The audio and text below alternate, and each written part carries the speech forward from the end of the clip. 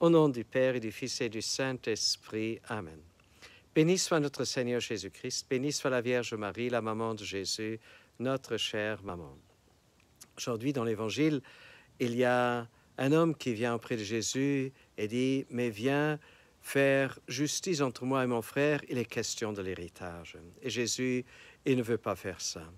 Il dit « Toutes ces richesses de ce monde sont périssables. » Il donne l'exemple d'un homme qui était très riche et qui est mort très très vite. À qui vont appartenir tous ces trésors? Alors Jésus dit à la fin ceci.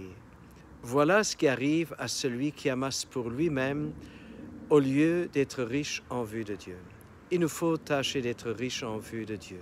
Jésus nous dit amasser des trésors dans le ciel où ni la mythe ni la rouille vont les détruire, où il n'y aura pas de cambrioleurs. Alors quels sont ces trésors dans le ciel?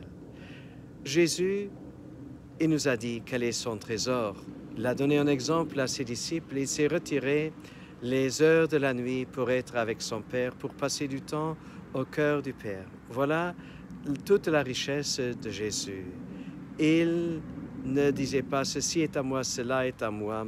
Rien ne lui a appartenu. Il avait comme seule richesse l'amour de son Père. Le saint de ce jour, saint Ignace d'Antioche, il dit en fait la même chose. Il est sur le chemin à Rome, il sait qu'il sera tué comme martyr. Et il dit ceci. Il n'y a plus en moi qu'une eau vive qui murmure, viens vers le Père.